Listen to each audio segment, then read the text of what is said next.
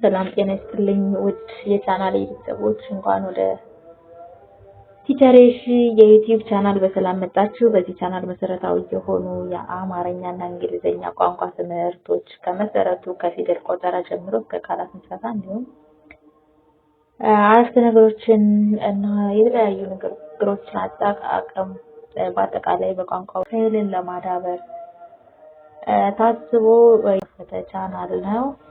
ዩቲዩብ ላይ ከሚለቀቁ ትምህርቶች በተጨማሪ በኦንላይን ባላችሁበት ሆናችሁ መማር ለምትፈልጉ ከታች ባለው የስልክ አድራሻ በተለያዩ የሶሻል ሚዲያ አማራጮች ማለትም በኢሞ፣ ዋትስአፕ፣ ቴሌግራም መማር ትችላላችሁ ማለት ነው።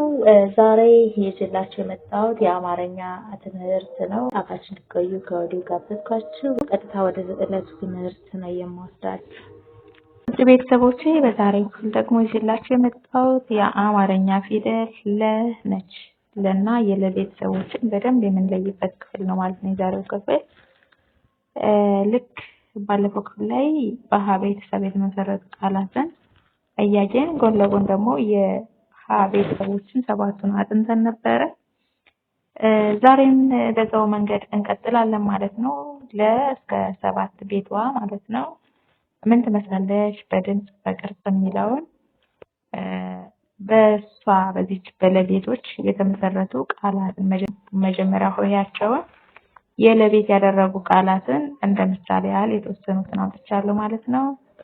በዋናነት የሚጠቅመን የለቤተሰቦችን ለመለየት ሲቀጥል ደግሞ ከፍ ሲል ቃላት እንዴት እንደሚመሰረት ከየትኛው ማንን ከማን አጣምረን ትርጉም ያለው ነገር መጻፍ እንደምንችልም የምናይበት ነው የሚሆነው። በድጋሚ አብራችሁ እንድትቆዩ ጋበዝኳችሁ። እንጀምር እሺ። ለ ፊደል ለ በለ የተመሰረቱ ለማ ከለቤተሰብ አንደኛ የለቤትን ለን ወሰድኩኝ። ከሌላ ሆሄ ቤተሰብ ደግሞ ከመቤተሰብ ማ አራተኛ የመቤትን ወስጄ አንድ ላይ ለማ እንደዚህ በትክክለኛ ቅደም ተከተላቸው ሲቀመጡ ለማ የሚል ትርጉም ያለው ቃል ባለ ሁለት ሆሄ መሰረትን። ለበሰ ለበሰ በድጋሚ ለ የለ ቤተሰብ አንደኛ ሆሄ መሆኗ ነው።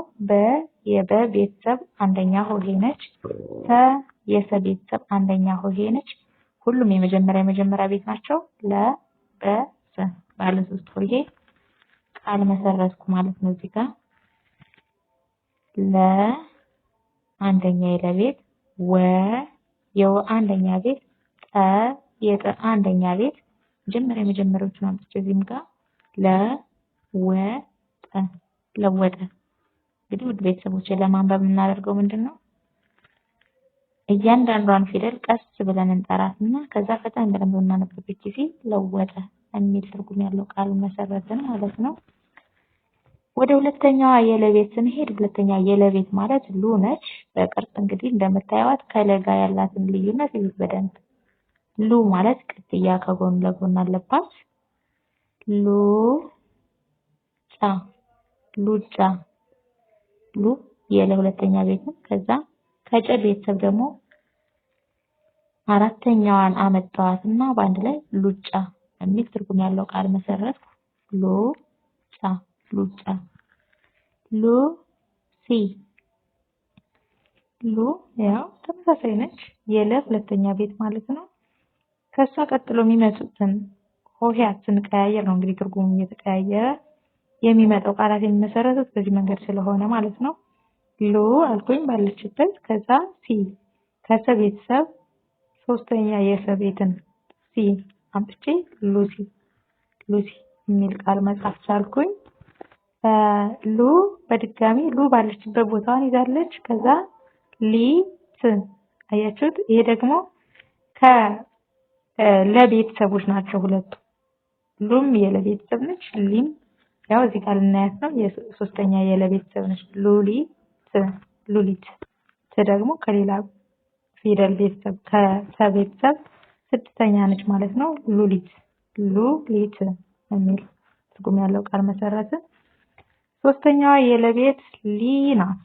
ሊንም መመልከት ነው እንግዲህ በምን እንደምትለይ ከሌሎች ፊደሎች ያው ሊ ከታች እግሯ ጋር ቅጥያ ያለባት ሊ ሆ ን።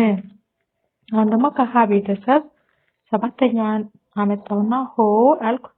ከነ ቤተሰብ ን ስድስተኛዋን የነ ቤተሰብ ንን አምጥቼ አንድ ላይ ሊ ሆ ን ሊሆን የሚል ትርጉም ያለው ቃል መሰረትኩ ማለት ነው።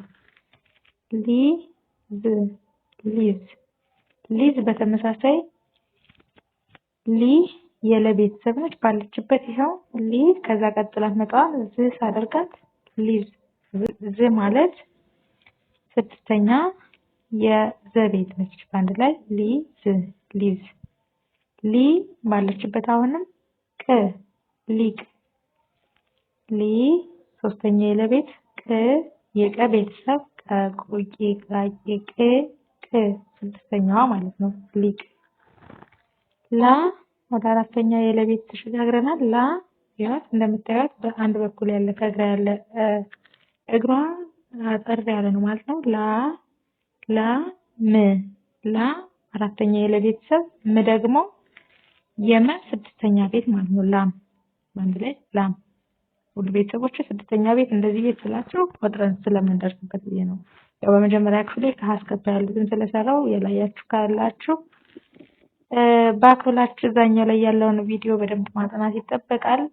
የፊደላትን የምታውቁና እዚህ ጋር ቃላትን ገጣጥሞ ለመመስረት የምትቸገሩ ግን በዚህ መንገድ ነው እንግዲህ በቅደም ተከተል የምንጽፋቸው ማለት ነው። ላ ም ላ ከ ላ ባለችበት ከዛ በም ቦታ አምጥቼ ከ የከቤትን አንደኛዋን አደረኳት ላከ የሚል ሌላ ትርጉም ያለው ቃል መሰረትኩ ማለት ነው።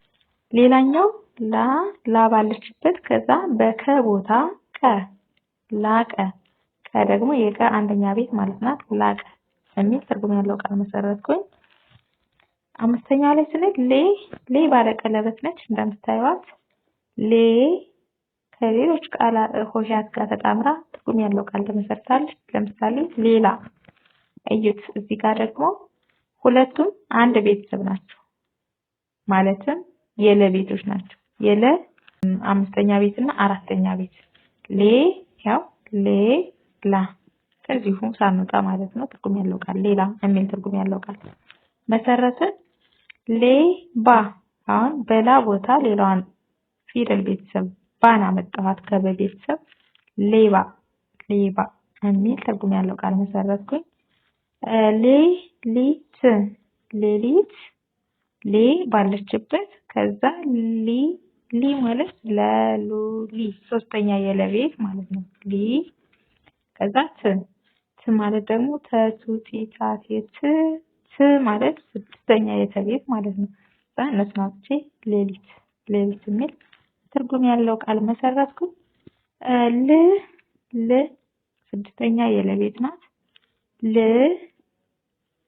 ልብ ያት ል ስድስተኛ የለቤት ብ ደግሞ ስድስተኛ የበቤት ልብ እሺ ከዛ ልብስ በድጋሚ ል ባለችበት ብ ባለችበት ከዚህ ላይ እንዳሉ ልብ የሚለው ላይ ስንጨምር ማለት ነው ልብስ አያችሁ የአንድ ፊደል መጨመር እዚህ ጋር የቃሉን ትርጉም ቀይሮታል ማለት ነው። ልብ የነበረው ወደ ልብስ ስን በመጨመሪያ ብቻ ልብስ የሚል ቃል መመስረት ቻልኩኝ። ሌላ ልጅ እዩት ል ባለችበት ከዛ ከጀ ቤተሰብ ስድስተኛዋን የጀ ቤት ጀ ጁ ጂ ጃ ጄ ጅ ስድስተኛዋን አመጣው ያው ልጅ የሚል ትርጉም ያለው ቃል መሰረትኩ። ሎ መጨረሻ የለቤት ናት ሰባተኛ ማለት ነው። ሎሚ ሎን ባለችበት አስቀመጥኩና ሌላ ፊደል አምጥቼ ሳጣምር ሚ ሶስተኛ የመቤት ሎሚ የሚል ትርጉም ያለው ቃል መሰረትኩ። ሎዛ ደግሞ የለ ሰባተኛ ቤት በሚ ቦታ ዛ የዘን አራተኛ ቤቷን ዛን እዚች ጋር ሳያይዛት ሎዛ የሚል ትርጉም ያለው ቃል መሰረትኩ። ሎጂ ሎጂ ሎ ሰባተኛ የለቤት ነች። ጂ እዩት። ጂ ደግሞ የጀ ሶስተኛ። አሁን እዚህ ጋር ልጅ ስል ስድስተኛዋን የጀ ቤት አምጥቼ ነበር ልጅ ያልኩት። እዚህ ጋር ደግሞ ሎጂ ማለት ስፈልግ ጂ ሶስተኛዋን የጀ ቤት ጀ ጁ ጂ ላመጣኋት በአንድ ላይ ሎጂ። የዛሬው ዓላማዬ ለና የለቤቶችን ሙሉውን ማስጠናት ነው። ያው ለ ሉ ሊ ላ ሊ ል ሎ ሎ ል ሌ ላ ሊ ሉ ላ ለ ለ ሉ ሊ ላ ሊ ል ሎ ሎ ል ሊ ላ ሊ ሉ ለ። በነገራችን ላይ ከለ ከሎ ብቻ ሳይሆን የትኛውንም ቤተሰብ የፊደል ቤተሰብ 7 ስለሆነ እሱን ስንቆጥር በዜማ ልክ የመጀመሪያ ክፍል ላይ እንደሰራሁላችሁ ይጠቅማል። ለምን ስራ እየሰራንም እየተንቀሳቀስንም በዜማ ያው በዜማ ለ ሉ ሊ ላ ሌ ል ሎ ይህን ማለት ከቻልን ልክ ከየትኛው ፊደል ቀጥላ የትኛው ወይም ማንች የምትመጣው የሚለው ነገር በአእምሯችን ስለሚቀረጽልን ማለት ነው። ውድ ቤተሰቦቼ ያው ትምህርቱ ከተመቻችሁ ላይክ ሼር በማድረግ ሀሳባችሁን ግለጹልኝ። ትምህርታችን ይቀጥላል። እስካሁን አብራችሁን ተከታተሉ ስለነበራችሁ ከልብ እያመሰገንኩ በሌሎች ትምህርቶች በሌሎች ዝግጅቶች እስከምንገናኝ ድረስ በያላችሁበት ሰላም ሁኑ።